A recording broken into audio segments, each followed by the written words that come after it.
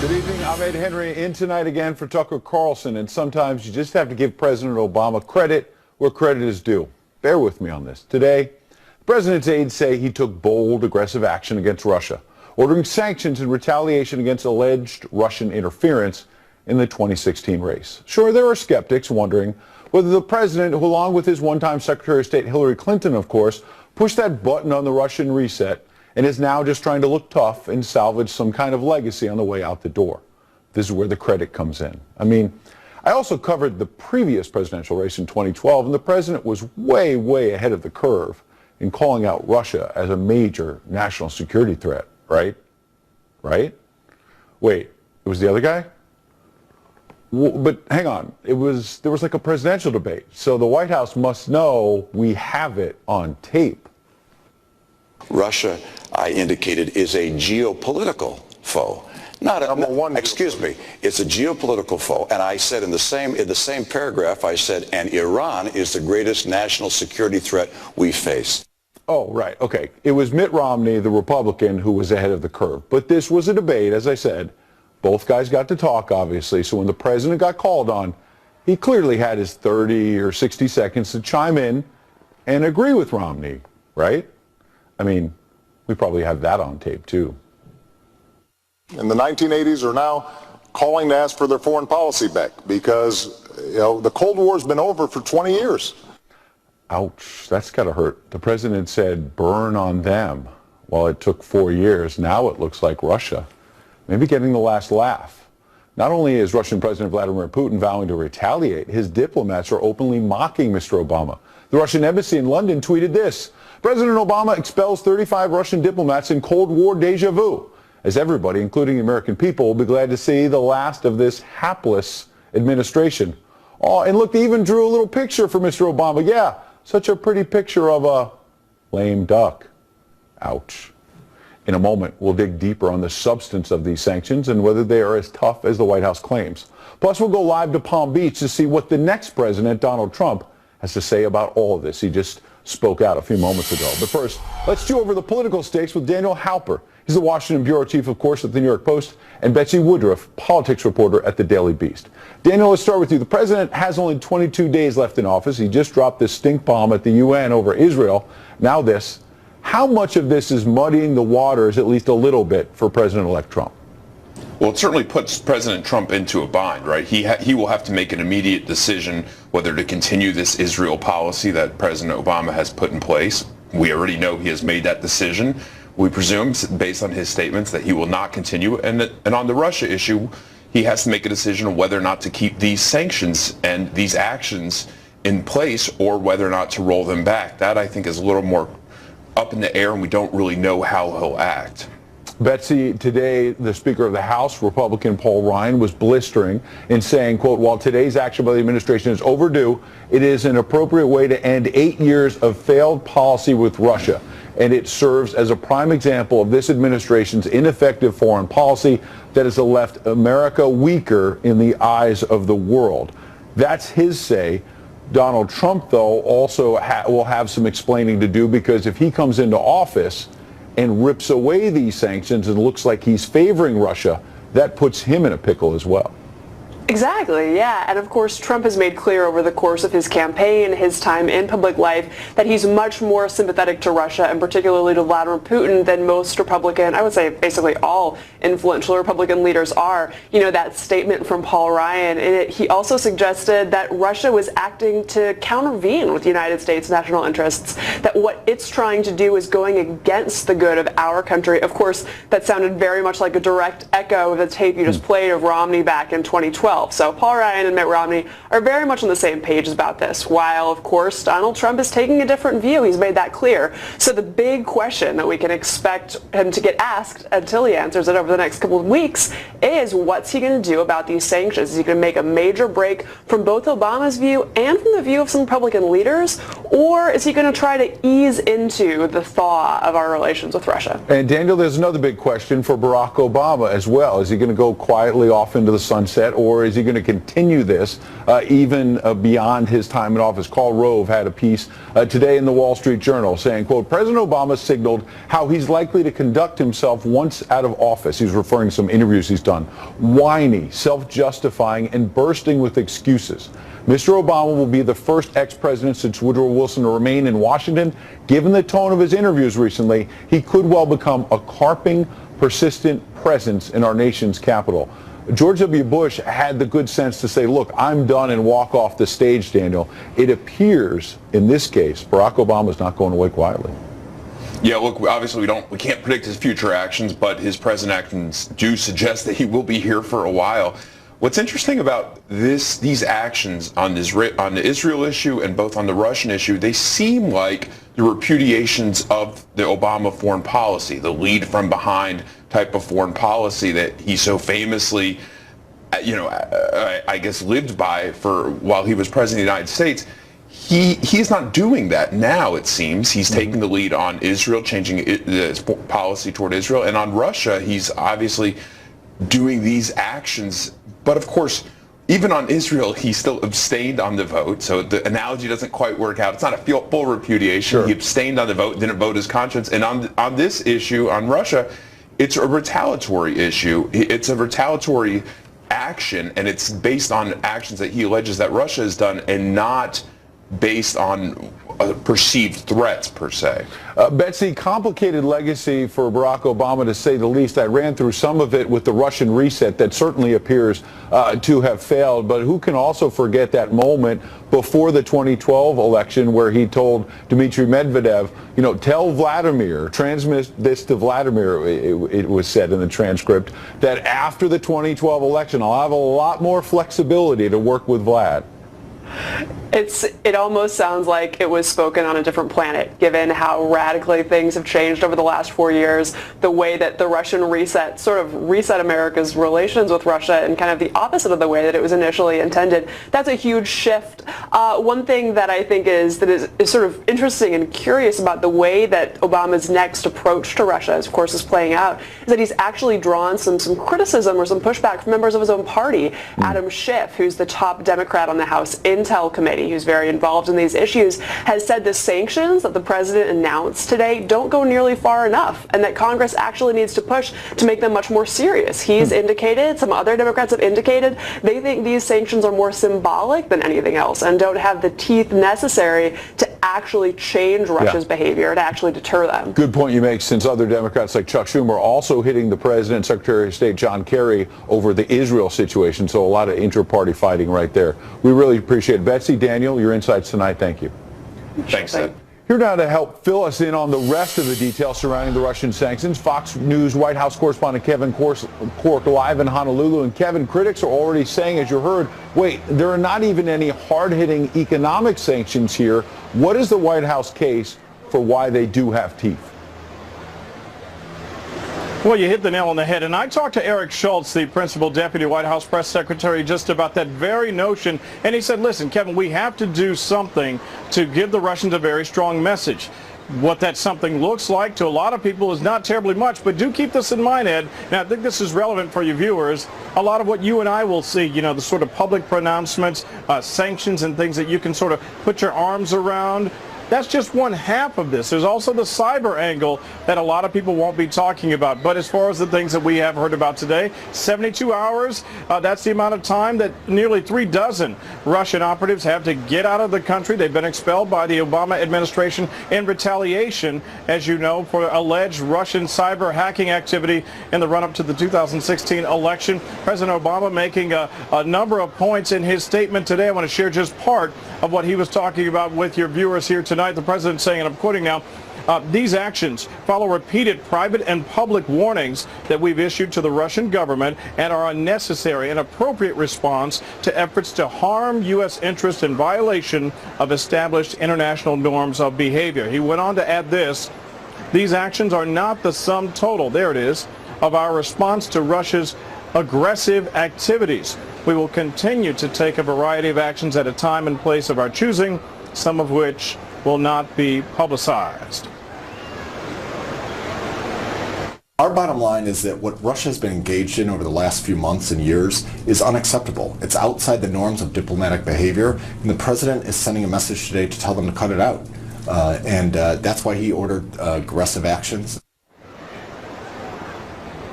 Meanwhile, the White House has not been shy about accusing Russian President Vladimir Putin of orchestrating all the hacks, which of course were revealed by the website WikiLeaks that exposed allegations of Democratic Party infighting and a concerted effort, Ed, by senior party officials to boost the candidacy of eventual party nominee Hillary Clinton. Now, for their part, the Russians snapping back immediately today, ridiculing the president in a tweet issued by the UK embassy. I'm glad you talked about it. It was actually pretty interesting. President Obama expels 35 diplomats in a Cold War deja vu. Of course, they went on to call him a lame duck. Now, this is also important, my friend. Experts tell us, yes, you can get your hands around some of the things that you see in person, but it's the cyber power that America will exercise that should have the Russians worried for quite some time to come. Kevin, Happy New Year a couple days early to you and the entire Fox crew out there in Hawaii. The president's move, announced by the State Department, comes just one day after the current Secretary of State John Kerry doubled down on those attacks against Israel we mentioned, which will make achieving Mideast peace even harder for President-elect Donald Trump. And our next guest, a leading expert on Russia, says these new sanctions are not really aimed at Russia.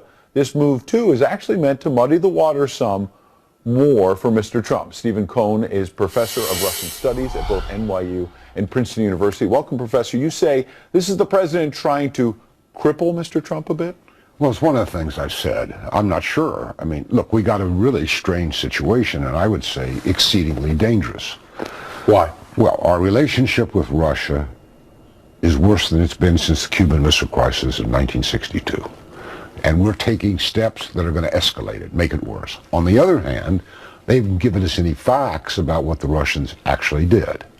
So between this, I would say, semi-hysterical reaction by the American political class and the absence of facts, we don't ask, what's the impact of this going to be on Russia itself? So what kind of decisions is it going to produce in Moscow?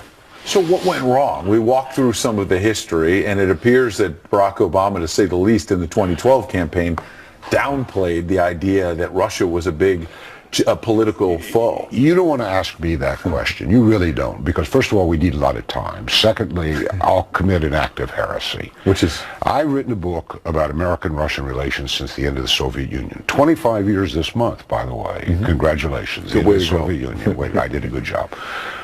I conclude that we got where we are today in a new and more dangerous Cold War primarily because of American policy, not primarily because of a Russian policy. That does not make me an apologist for the Kremlin. What it makes me is a defender of American national security. So here's the question. Some of your people asked it. Sure. To what extent was what Obama did today? And by the way, it's not the sanctions that are dangerous. That's old Cold War stuff. Right.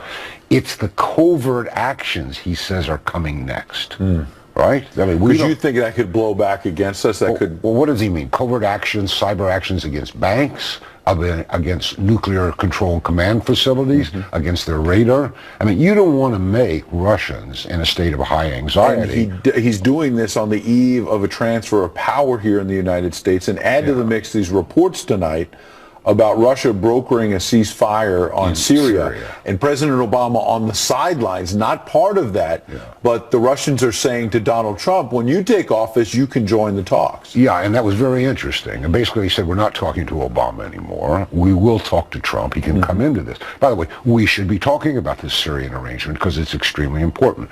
But we're distracted about this. But here's the question. But are we distracted on purpose? Because the administration doesn't want to talk about Syria because they haven't been able to deal with that crisis. You know, I don't know if it's possible, but I think it's likely that an element of this, these measures taken against Russia, particularly the sanctions, are meant to block any Trump-Putin cooperation or détente. I mean, McCain and the others virtually say that. But you got to ask, are the Russians going to retaliate now? I mean, we call what we did retaliation. Yeah, they say they will. Yeah, but we don't know until we produce the facts. Obama says he'll produce the facts in a few days, what the Russians actually did. So your bottom line point tonight is, you've got 30 seconds. In 30 seconds, we are in an exceedingly dangerous relationship with Russia. There are 3 places fraught with actual war: Ukraine, Syria, and of course the Baltic region, where NATO is building up. Escalating now, with everybody talking about nuclear weapons, as Trump did last week. In my lifetime, I don't recall anything as dangerous as we now are going through, with a layer of hysteria in the media. Everybody demanding that Obama do more. Welcome to office, Mr. Trump. We appreciate it. Professor Cohn. Thanks for that.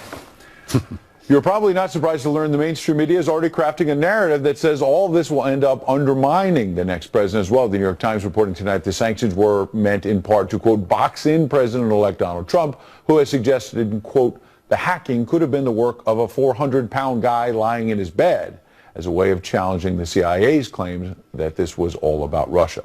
Our man at Mar-a-Lago is correspondent Peter Ducey, live tonight again in Palm Beach, Florida. Good evening, Peter.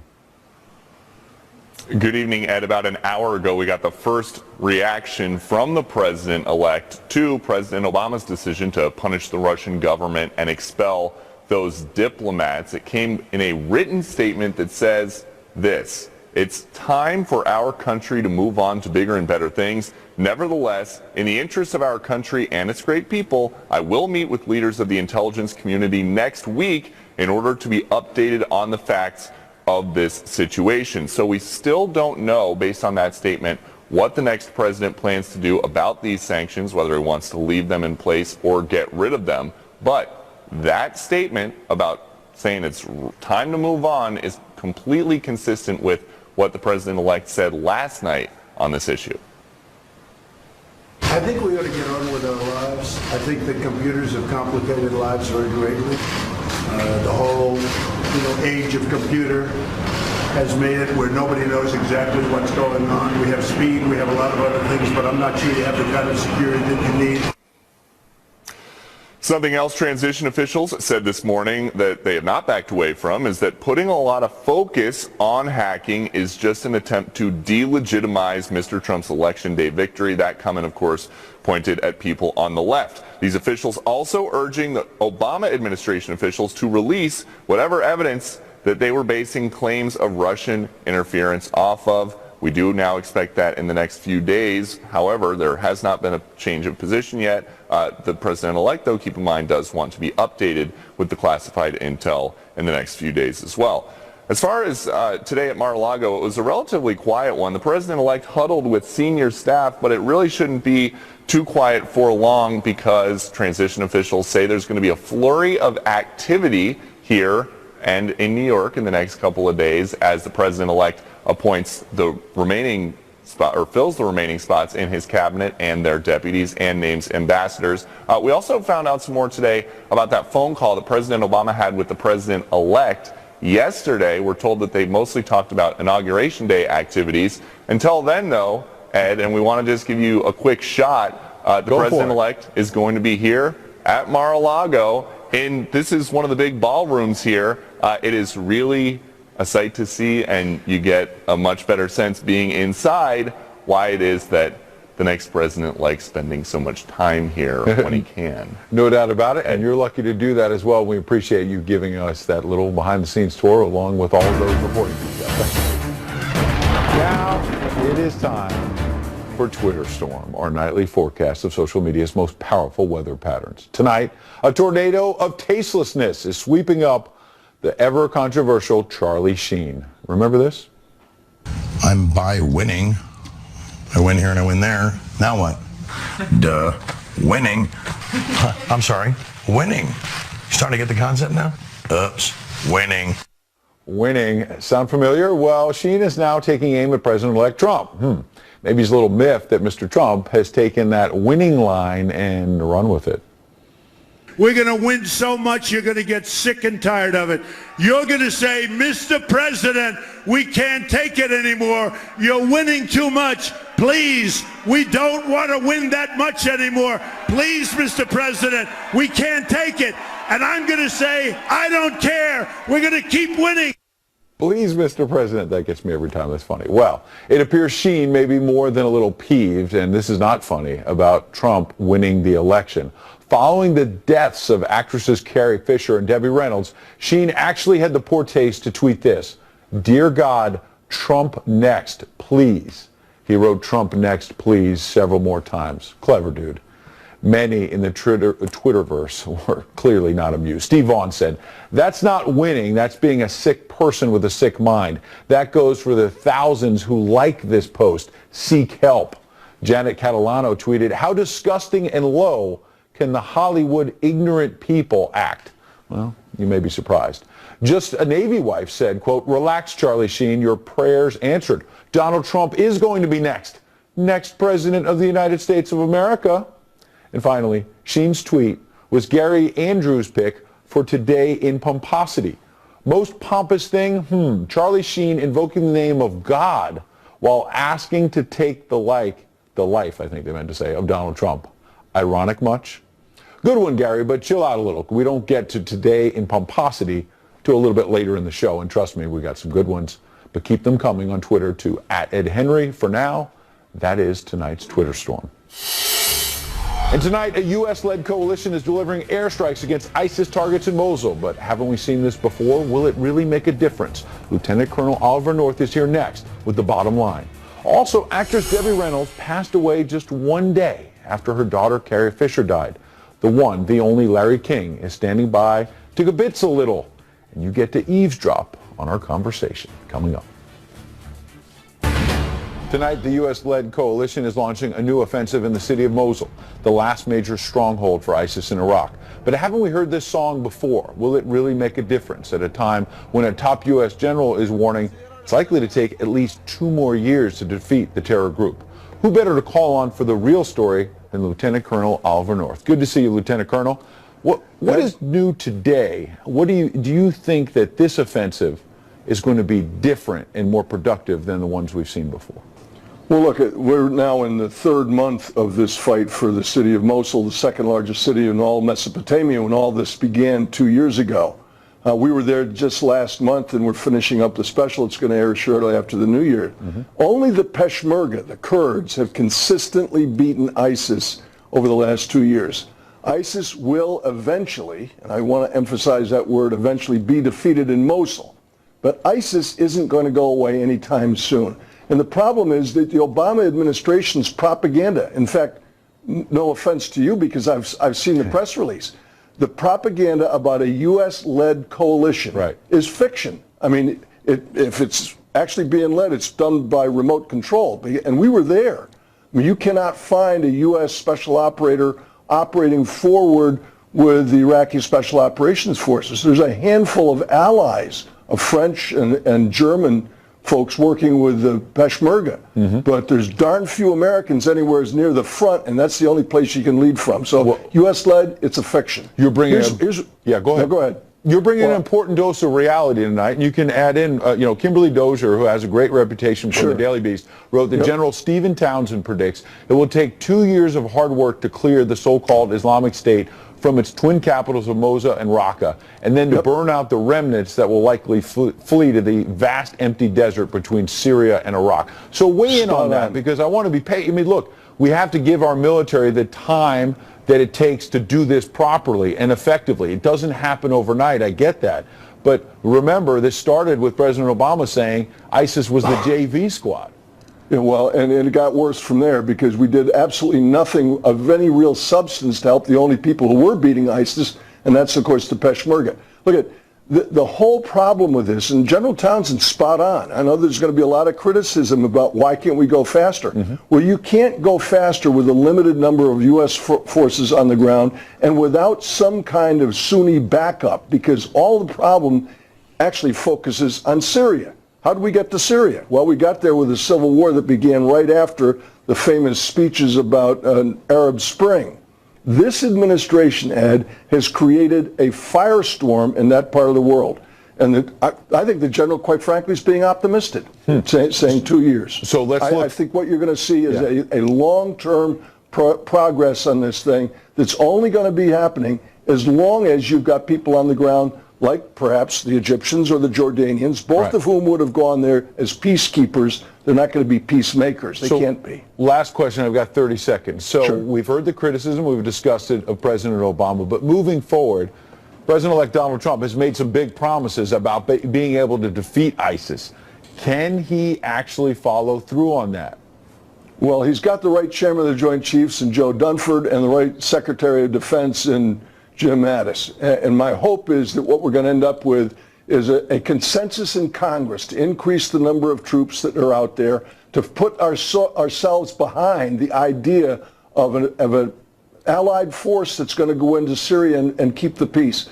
You cannot fight this war and expect the ISIS to go away anytime soon. There's going to be more attacks like we saw in Germany just before Christmas. You got the Iranians and the Russians calling the shots. A NATO ally, Turkey, up in arms, and the southern flank of NATO with Incirlik Air Base, all at risk because this administration failed so miserably at their foreign policy. Some big challenges with President-elect Trump ahead. We appreciate you bringing a reality check tonight, Lieutenant Colonel Oliver North. And Colonel North, by the way, Happy New Year. Be sure to tune in for War Stories with Ollie North this Sunday night, January 1st. That's starting at 8 p.m. Eastern on Fox Business.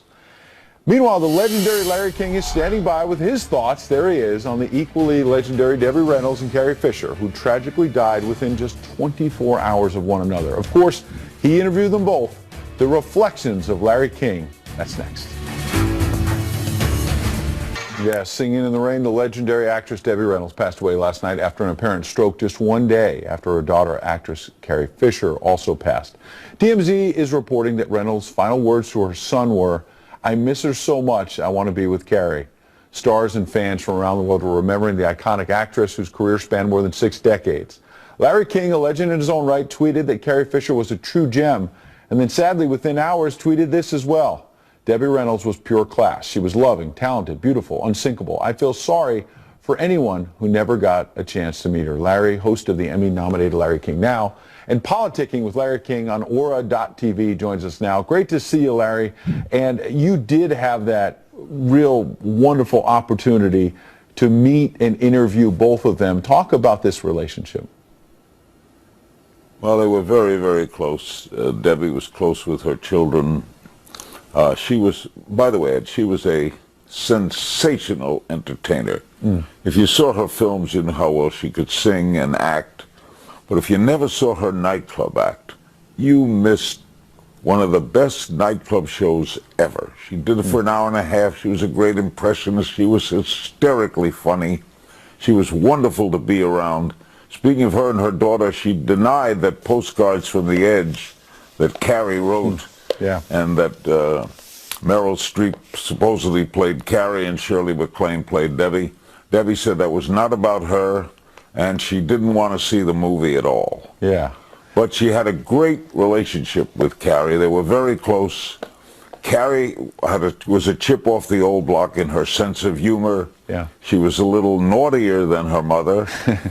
She used language that Debbie never used, but Debbie was that old school show business person. But I had some wonderful times with her off the air and on. When you talk about how close they were, there's a still photo I saw today. Madonna sent out this tweet, and it was such a moving photo of Carrie just as a little girl looking backstage at her mom on stage, and you can relate to it, any parent-child relationship, not just celebrity. You get beyond that, because this was a complicated relationship. Debbie Reynolds had 3 different husbands who left her. There were a lot of struggles, and in 2010, Carrie Fisher told the New York Times, quote, "If anything, my mother taught me how to thrive. That's my word for it. She would go through these amazingly difficult things, and the message was clear.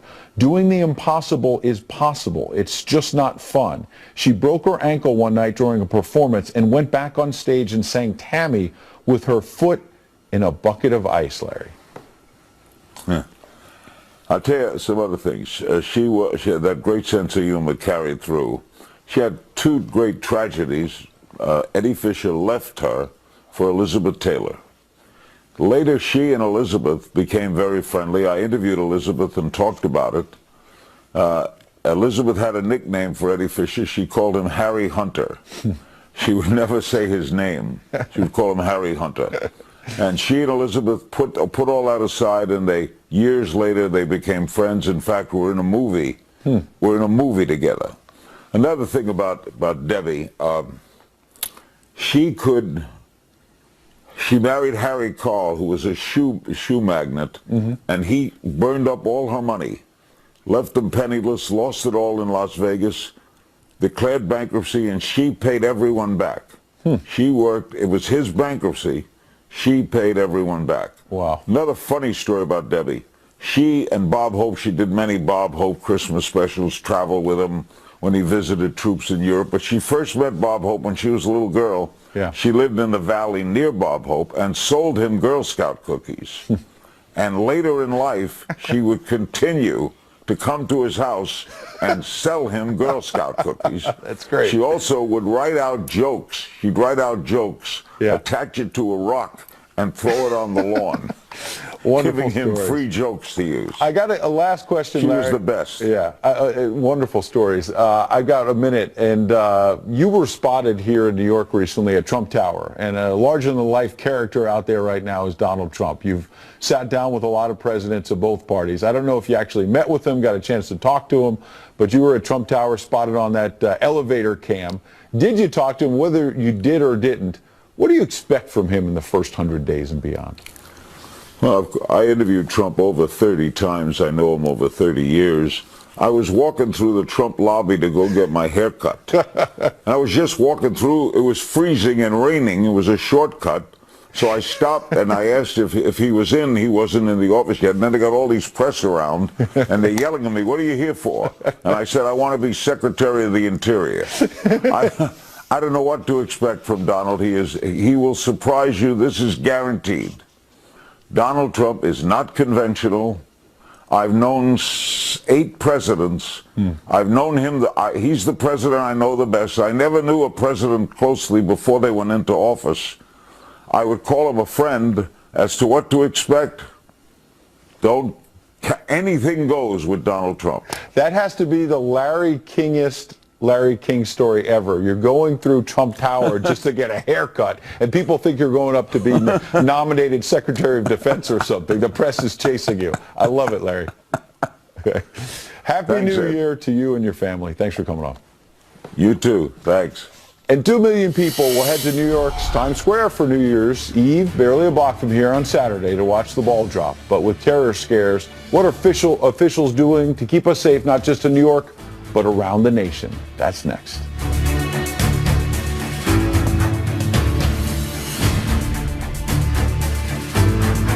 Globe, especially ISIS-inspired attacks at large public gatherings like Nice and Berlin, have law enforcement, of course, on high alert ahead of New Year's Eve, especially here in New York City's famed Times Square. Almost 2 million people will be expected to watch the ball drop there. That's where we find our own Rick Leventhal live in Times Square. How's it looking, Rick?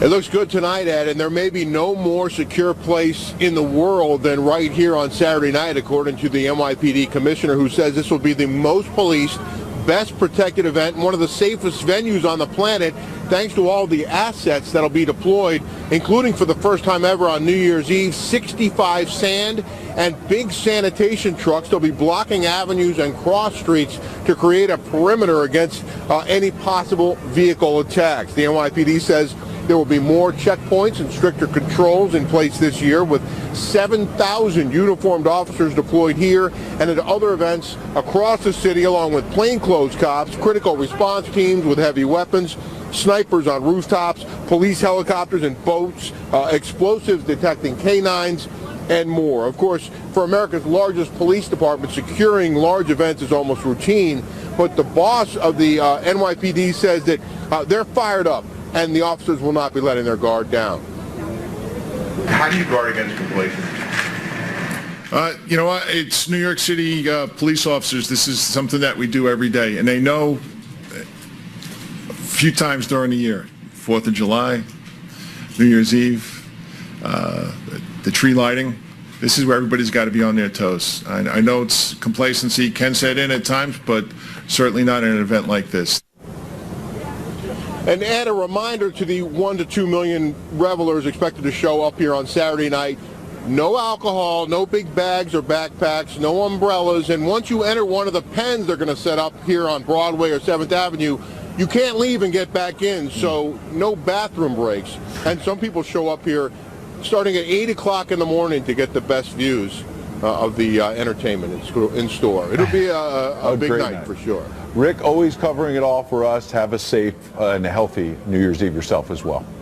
Celebrities who largely back Hillary Clinton are not lining up to perform at Donald Trump's inauguration. And Bristol Palin, Sarah Palin's daughter, is blasting those so-called A-listers in a blog post. Quote, "Isn't it amazing how not cool it is to be a conservative in the public eye? Either Hollywood is that far off, or we have so many sissies we have in the spotlight too scared to stand for what they believe in." One group that will be lining up for Mr. Trump is the Rockettes. But not all the dancers are happy with the gig. Some on the left say they should not be forced to perform. Doesn't this just show a little bit of liberal hypocrisy? Here now, radio host and columnist Tammy Bruce. You wrote a column about this. I did. And you say this is hypocrisy. Yeah, look, it was pretty obvious when it started. I mean, the Trump election, I think, has highlighted the hypocrisy in general, but also has brought Americans together in a great deal. We've watched for years how, as an example, Christian bakers have been attacked by the gay left, pizza makers who didn't want to cater a wedding as being, discriminatory or should be ruined if you don't conform. And yet suddenly, when the Rockettes say, well, it's against our conscience, or one of them did, we're going to have our feelings hurt and we don't want to do it. And suddenly the left found their conscience and said, yes, this person shouldn't have to do something that offends them. And so this is one of the arguments that the American dynamic of live and let live, that we're all going to be able to deal with ourselves in the marketplace, that we should be able to live our lives as we see fit, and have some sympathy for people as opposed to trying to ruin them if they say they don't want to participate. Funny, because I didn't hear the same sympathy when, say, the religious conscience came up for the Little Sisters of the Poor during the Obamacare fight. Yeah, good point. I mean, we've seen this not just when it comes to individuals and weddings, but the Little Sisters of the Poor when it comes to Obamacare, even Hobby Lobby, a company that employs a lot of people. This was, you got to do it because the government says so, and no room for you to live your life as you see fit. But I think that for performers especially, it's disturbing because it's not the Donald Trump inauguration, it's the inauguration of the next president of the United States. And performers especially in Hollywood, all of America is their audience. Entertainment transcends politics, in all honesty, that the real things that matter, that singers and performers, whether they're rock stars, and some of them are my friends and I've heard from them, they get it that this is really about entertaining all people. But I think I would argue, Ed, it's this culture of snowflakes, of safe spaces, of political correctness that no one... Get me a blankie. Yeah, and Madonna, by the way, her Twitter profile shows her sucking her thumb. So that's more than appropriate. But this is where people coming out of university are not well suited for what life is going to hand them, which is sometimes disappointments, and you must bounce back. You're not always going to get a trophy. That's right. But to be fair, liberals have been on social media, and I've seen them, and I'd like to see you answer it, that you mentioned the Baker issue, for example. So now you're saying as conservative, the Rockettes should perform. But when there was a conservative baker in Indiana a couple of years ago who didn't want to bake a cake for a gay couple wedding, you were saying, well, they don't have to bake. You shouldn't force them to do it. So where's the hypocrisy? Yeah, look, I think that the Rockettes, if there's some that don't want to perform, shouldn't have to. And as a matter of fact, that's how the Radio City Rockette dynamic works. That it's always been voluntary. This has been some fake news that they were going to be forced to do it. You can opt into a project like that, which is appropriate. The one young woman who complained said she was going to cry if she had to do it. Well, now she doesn't have to. She's okay. But some of them said that the Rockettes will be traumatized if they're forced. Trauma. Well, look, I think some of that's projection. No one's going to be traumatized. The Rockettes and other performers perform for all kinds of people all the time. As a matter of fact, the tourists in this city, some of whom you see in the windows here, lined up behind us, come from states that voted for both Donald Trump and Hillary Clinton. They get into the Radio City Music Hall, and the Rockettes are fine with that. They have been. The bottom line is that if you want to be consistent, my message to conservatives and liberals is to have it be both for people of faith and performers, and we'll be in good shape. Positive message for a happy new year. Yes. Good Thank to you. see you, Same to you. Appreciate you coming in. And most everyone has some kind of New Year's resolution, but somehow Shannon Bream once got tricked into a big resolution, a major one. The inside scoop on our buddy Shannon Bream when she steps into the friend zone next.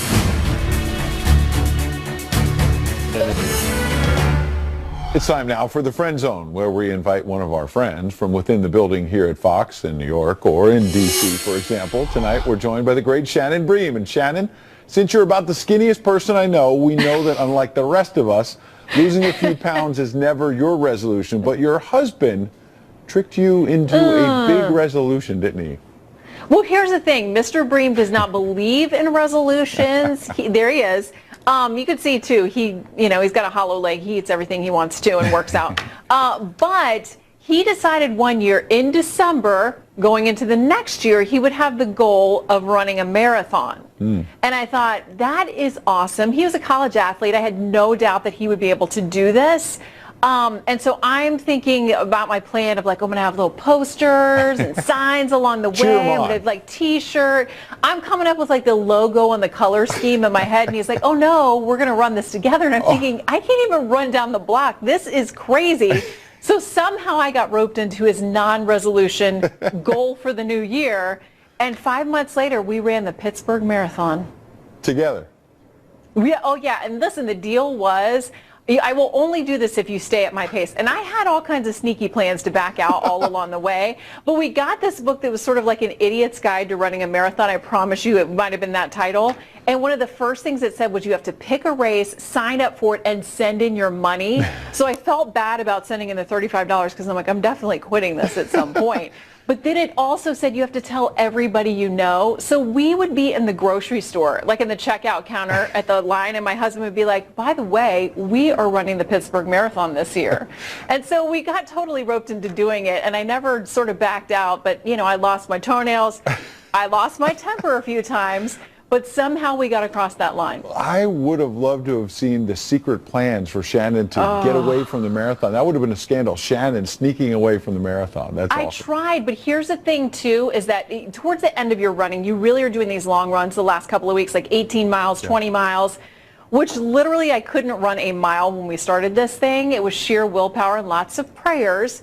But I was also under the misconception that after those long runs, you could sit in the tub for the rest of the day and just sort of eat sleeves of Oreos. So I end up being the only idiot you will ever know who actually gained weight while training for a marathon. So there's one picture of me crossing the finish line, and I look like the Stay Puft Marshmallow Man. I'm like, will not ever show anybody, but I did finish the marathon. So I've got the medal to prove it. I love it, and congratulations on that. Quick change of topic here, which is you've got one of those sort of Christmas birthdays. I understand it's a couple of days. Is that a blessing or a curse? Because, you know, the presents are combined and all that. I loved it. I'm born on the 23rd, and I think my parents took me home on Christmas Day. My middle name was Noel because we had sort of a holiday theme going on. I never knew anything differently, so I love it, and everybody really does try to make an effort of, like, separate wrapping paper for birthday and Christmas, and it's still, I think, such an exciting festive time. But here's the thing. I've got a brother who's the day after Christmas. Hi, Pete. And I always felt like that was tougher because everybody's already like in a food coma and the presents are over and they're sort of, the buildup is over, but he's got the birthday after Christmas too, so we have a lot of celebrating in December. Last question, the big question for Shannon Bream. Will you ever run another marathon? I'm one and done. Listen, that was on my husband's bucket list. We're now over to my bucket list, which doesn't involve any more running of marathons. I do still run, but never, I don't think, 26.2 again. Retired. Well, congratulations on doing it. Happy New Year to you. And too. Mr. Bream has a name, Sheldon. So we want to say Happy New Year to him. Bream. He's a great guy. And to you too, Ed. Thanks. Appreciate it.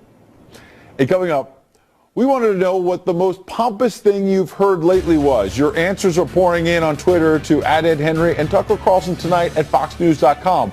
We'll read some of the best next. I have a sneaking suspicion Secretary of State John Kerry ain't going to like this. And now we bring you Today in Pomposity. We asked, what is the most pompous thing you've heard lately? Mary Johnson tweeted, pick a phrase from John Kerry's speech, any phrase. Can't really add anything to that. Amanda Simpson said, Gwyneth Paltrow saying she and Chris Martin contributed something positive to the culture of divorce. JR2 tweeted, anything from Charlie Sheen, Gloria Steinem, or The View. So anti-American, sad, but so smug. And finally, Michael Billion said that Obama would have beaten Donald Trump. It's more likely that Rex Ryan will get another head coaching job than Obama beating Trump. Let me add, Ryan fired now by the Jets and the Buffalo Bills. Sad. And tomorrow, You Choose the News is back. Tweet an important story to me at Ed Henry or email us at tuckercarlsontonight@foxnews.com. That's about it for us tonight. Tune in each night, 7 p.m. Eastern, to the show that is the sworn enemy of lying, pomposity, of course, smugness, and groupthink. Don't forget to DVR the show if you haven't set that up already. The O'Reilly Factor is up next. Incoming White House Chief of Staff Reince Priebus is going to step into the no spin zone. Good night. Tucker's back soon, I promise.